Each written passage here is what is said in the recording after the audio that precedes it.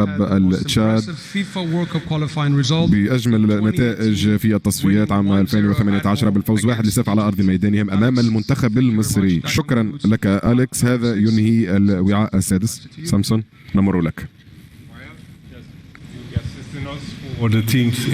الآن سنواصل ونمر إلى الوعاء الخامس، لكن قبل أن نبدأ ذلك دعنا نلقي نظرة على تقديم للمنتخبات الموجودة في هذا المستوى. العالم سيكونون في المركز الخامس من المجموعة السابعة. نواصل وائل لو سمحت.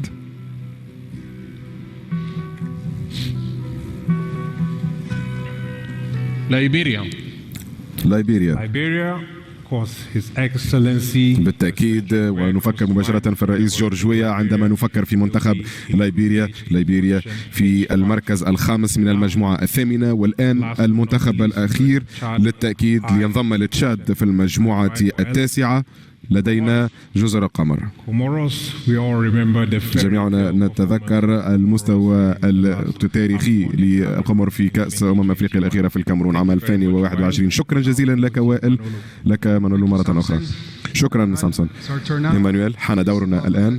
أرجو أن تتقدم، ولكن أولا سنكتشف المنتخبات الموجودة في هذا المستوى. الوعاء الرابع.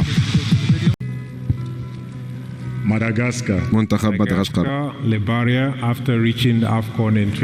بعد بلوغ كأس أفريقيا عام 2019 سوف يضعون نصب أعينهم الآن أول ترشح لهم لكأس عالمية في نسخة 2026. شكرا جزيلا لك جي. منولو نعود لك.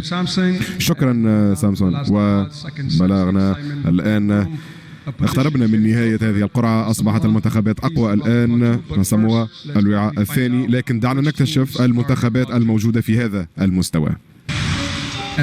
يشار لهم بمنتخب الشعلة، سيكونون في المركز الرابع من المجموعة الثامنة، وللتأكيد المنتخب الأخير في المركز الرابع من المجموعة التاسعة. سوف نجد منتخب جمهورية أفريقيا الوسطى، مشاركة وفوز تاريخي أمام نيجيريا في آخر رحلة تصفيات لهم، وسوف يحاولون مرة أخرى أن يحققوا الإنجاز. شكرا لك إيمانويل. هذا ينهي الوعاء الرابع. نعود. كان جيدا لدرجة أنه تكرر اسمه مرتين. جي أوكوشا. نذهب معك للوعاء الثالث. قبل أن نبدأ دعنا نلقي نظرة على المنتخبات الموجودة في أن يتطعم المشاركة في كأس عالمية لأول مرة في التاريخ. إذن الأفضل للنهاية مع جيان أساموا.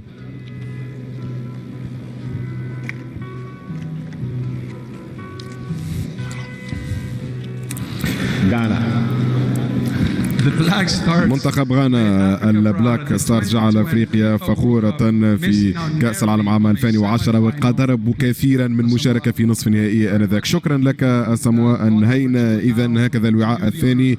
الآن شرف الإنهاء لك سامسون. حسنا مانولو. حان الوقت الآن. لدينا بطل أفريقيا الذي سوف يبحث عن مشاركة ثالثة تواليا في كأس عالمية في نسخة 2026. ينضمون للمجموعة الأولى مع الكونغو الديمقراطية، موريتانيا، التوغو، السودان وجنوب السودان. المركز الأول من المجموعة الثانية للسنغال. نواصل للمجموعة الثالثة.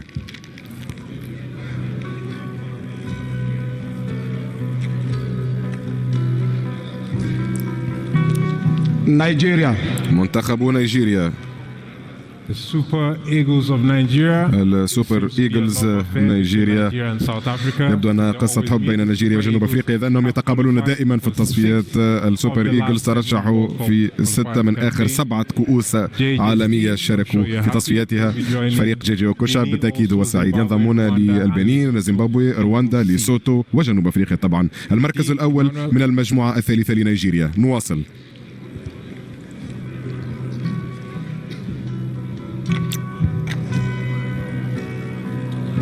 كاميرون. منتخب الكاميرون. فريق سونغ بالتأكيد الذي ترشح في 8 من آخر 11 نسخة لكأس العالم ومستقبل ومنظم كأس أفريقيا الأخيرة. سيتمركز في المركز الأول من المجموعة الرابعة. نواصل مع المجموعة الخامسة.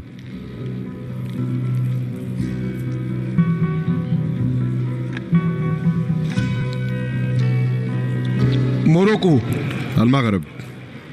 Morocco, the Atlas Lion, they had a historic run at أسود الأطلس بالتأكيد بعد مشاركة تاريخية في كأس العالم في دولة قطر، أول منتخب أفريقي يبلغ النصف النهائي في كأس العالم. سنرى إذا ما سوف يحاولون تحقيق أفضل من ذلك في نسخة 2026. المنتخب المغربي المركز الأول من المجموعة الخامسة في هذه التصفيات. نواصل للمجموعة السادسة.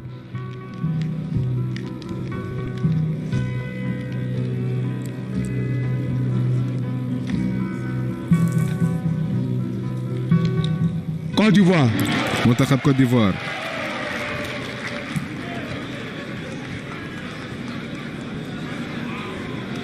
La Côte d'Ivoire, the host منتخب of the الكوت ديفوار next edition. مستقبل ومستضيف النسخة القادمة لكأس أفريقيا،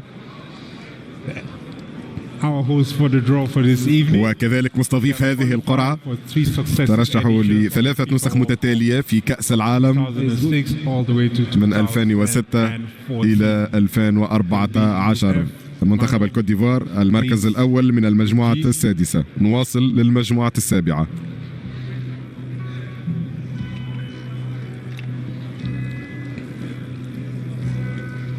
Algeria. منتخب الجزائر.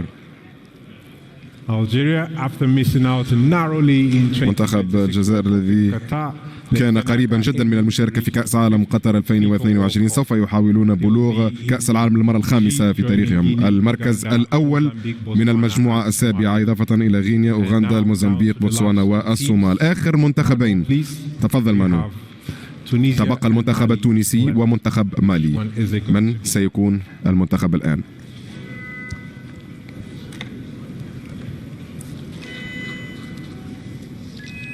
Tunisia. منتخب تونس.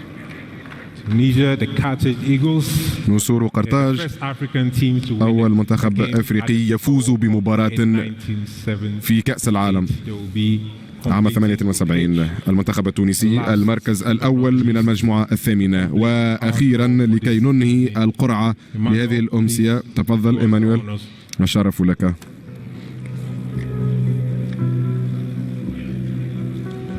Mali. منتخب مالي. Mali, also known as the منتخب Egg, they are yet مالي to appear at the final tournament of the FIFA لم World يشارك Cup. حتى الآن في كأس عالمية، لكنه فريق قوي جدا ولديه كل حظوظه في القارة الأفريقية.